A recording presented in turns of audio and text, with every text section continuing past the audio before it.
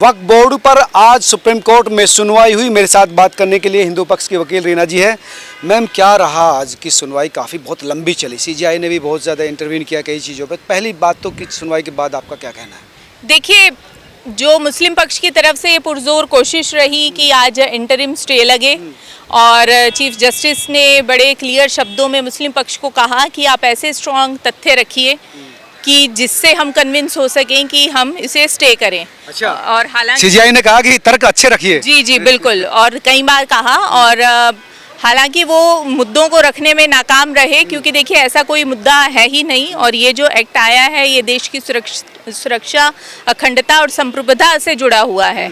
और जिस भी तरीके से मुस्लिम पक्ष के अधिवक्ताओं ने जो मुद्दे रखे, तो वो एक तरीके से गुमराह करने की कोशिश थी। आर्टिकल 15 का हवाला दिया गया, 25 का, आर्टिकल 26 का हवाला दिया गया। धार्मिक आस्था का, धार्मिक स्वतंत्रता की बात कर रहे हैं वो लोग। बिल्कुल। अब देखिए, जो आर्टिकल 15 है वो अपने आप में ही कहता है कि देश में जाति धर्म के आधार पे किसी भी तरीके का डिस्क्रिमिनेशन नहीं होगा। तो जब किसी भी तरीके का डिस्क्रिमिनेशन नहीं हो, ऐसा संविधान कह रहा है, तो फिर आप एक धर्म को ऐसी कहाँ से आज़ादी मिल जाए कि वो पूरे देश का सबसे बड़ा जमींदार बन जाए? तो ये तो फिर बाकियों के साथ अन्याय है। वही कह रहे कि जमीन हमारी है, हमने दान कर दी, तो हम उससे उस पर सरकार डाका क्यों डालना चाहती है? नहीं, देखिए, जो ज़मीन है, ये जो मुद्दा आया, अब इसमें भी एक जो बहुत बड़ा जो कंसेप्ट है वो है वक्फ बाय यूज़र का। तो 1955 में, 1954-1955 में जब एक वक्फ एक्ट में संशोधन होकर के दोबारा से वक्फ एक्ट आया था, 1954 में। हाँ, उसके अंदर एक ये थी कि वक्फ बाय यूज़र हो या बाकी भी हो, वक्फ की प्रॉपर्टीज़ का रजिस्ट्रेशन करवाना मैंडेटरी था। और तो 1954 में है रजिस्ट्रेशन जरूरी। जी बिल्कुल। तो इस चीज़ को सीजीआई ने भी इस पॉइंट को पिक किया, और उन्होंने कपिल सिब्बल से पूछा भी है। ये पूछा भी गया कि जब 1954 के एक्ट में रजिस्ट्रेशन करवाना मैंडेटरी था, तो आपने उन प्रॉपर्टीज़ का रजिस्ट्रेशन क्यों नहीं करवाया? तो उनका ये जवाब था कि भाई, अगर कोई रजिस्ट्रेशन नहीं करवाया जाता है तो बोर्ड नहीं, मुतावली जो केयर टेकर है उस प्रॉपर्टी का, वो जिम्मेवार है, और सिर्फ उसके ऊपर 25,000 की पेनल्टी है।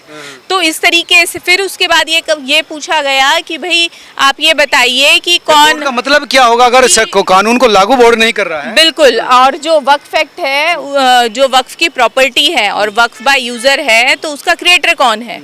तो उन्होंने कहा कि ऐसे किसी भी तरीके का कोई दस्तावेज नहीं है कि कौन वक्फ बाय यूज़र का क्रिएटर है। बस उसका जो कंसेप्ट ये है कि आज कस्टोडियन कौन है प्रॉपर्टी का।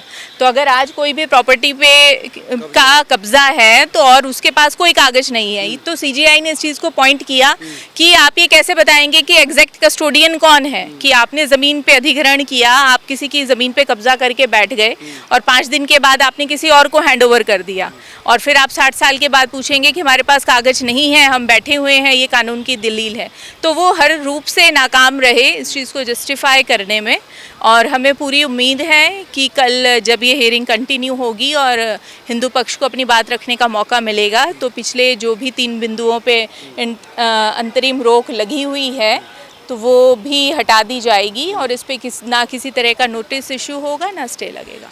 हालांकि कपिल सिब्बल या मुस्लिम पक्ष की तरफ से कहा गया था कि इस मामले पर मतलब जब विस्तृत सुनवाई होनी चाहिए, लेकिन सरकार की तरफ से कह रहा है कि इन्हें 3 पॉइंट पे ही रखा जाना चाहिए। देखिए, जब ये मामला former chief justice mister Sanjeev Khanna के सामने आया था, तो उन्होंने 3 पॉइंट जो थे वो क्लैरिफाई किए थे।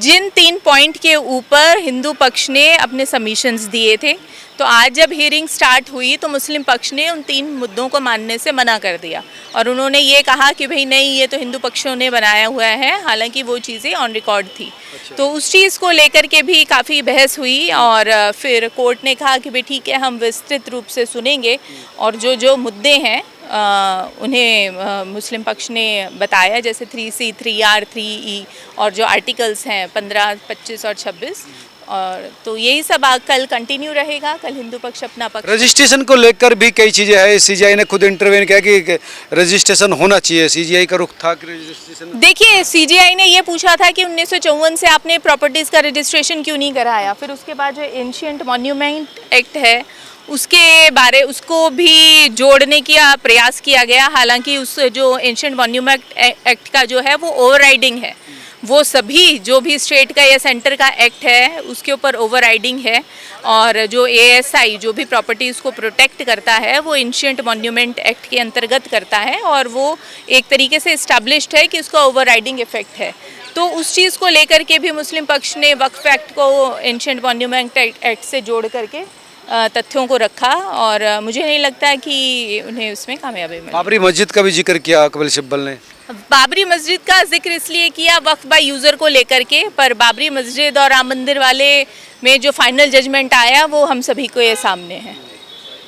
अब औरंगाबाद का भी जिक्र किया गया इस बार कि औरंगाबाद वाला इशू जो था वो बार बार इस तरह के औरंगाबाद हो या बाबरी मस्जिद उसको लाने का क्या मकसद हो सकता है मुस्लिम पक्ष देखिए ये जो एंशिएंट प्रॉपर्टीज़ हैं, एंशिएंट प्रॉपर्टीज़ को से जोड़ करके इन चीज़ों को ये एंगल दिया जा रहा था क्योंकि देखिए कि जो लैंड को लेकर के कहीं पे भी ट्रेसपास हो रहा है, फिर उसके बाद एनक्रोचमेंट करने के बाद आप उसके ओनर बन जा रहे हैं।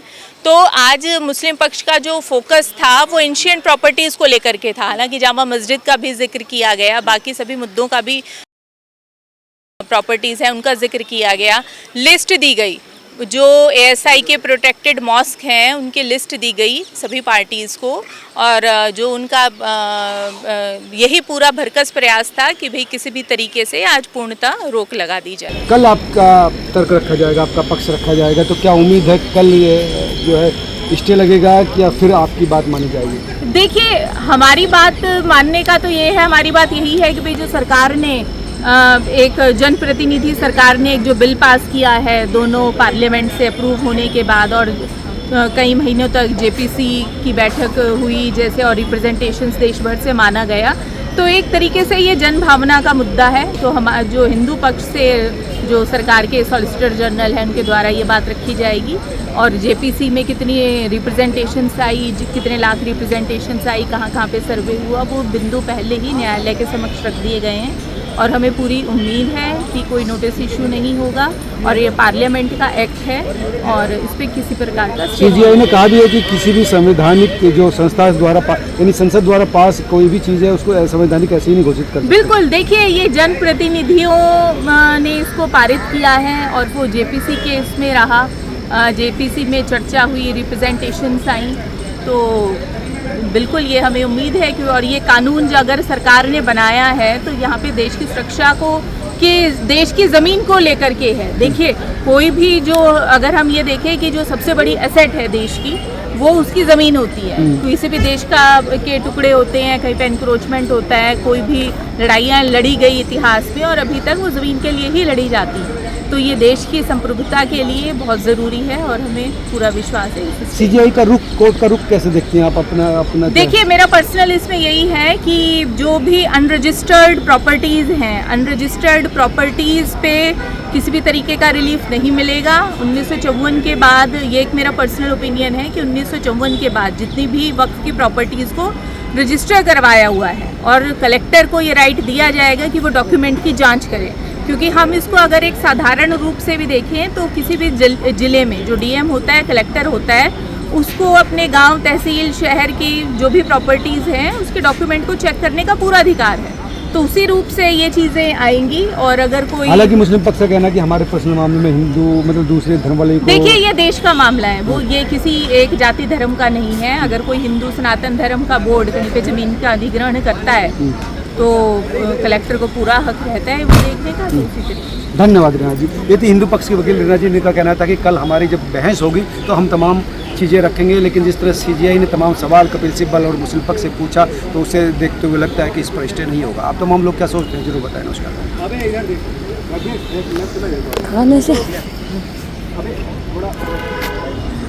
बंद तो कर देते हैं। कोर्ट का रुख कैसे देखती हैं आप अपना? देखिए मेरा पर्सनल इसमें यही है कि जो भी अनरजिस्टर्ड प्रॉपर्टीज़ हैं, अनरजिस्टर्ड प्रॉपर्टीज़ पे किसी भी तरीके का रिलीफ नहीं मिलेगा। 1954 के बाद ये एक मेरा पर्सनल ओपिनियन है कि 1954 के बाद जितनी भी वक्फ की प्रॉपर्टीज़ को रजिस्टर करवाया हुआ है और कलेक्टर को ये राइट दिया जाएगा कि वो डॉक्यूमेंट की जांच करे, क्योंकि हम इसको अगर एक साधारण रूप से भी देखें तो किसी भी ज़िले में जो डीएम होता है, कलेक्टर होता है, उसको अपने गांव, तहसील, शहर के जो भी प्रॉपर्टीज़ हैं उसके डॉक्यूमेंट को चेक करने का पूरा अधिकार है। तो उसी रूप से ये चीज़ें आएंगी। और अगर कोई, हालांकि मुस्लिम पक्ष का कहना है कि हमारे पर्सनल मामले में हिंदू मतलब दूसरे धर्म वाले को, देखिए ये देश का मामला है, वो ये किसी एक जाति धर्म का नहीं है। अगर कोई हिंदू सनातन धर्म का बोर्ड कहीं पे ज़मीन का अधिग्रहण करता है तो कलेक्टर को पूरा हक रहता है वो देखने का, तो उसी तरीके से। धन्यवाद रीना जी। ये थी हिंदू पक्ष के वकील रीना जी ने का कहना था कि कल हमारी जब बहस होगी तो हम तमाम चीज़ें रखेंगे, लेकिन जिस तरह सीजीआई ने तमाम सवाल कपिल सिब्बल और मुस्लिम पक्ष से पूछा तो उसे देखते हुए लगता है कि इस पर स्टे नहीं होगा। आप तमाम लोग क्या सोचते हैं जरूर बताएं। नमस्कार।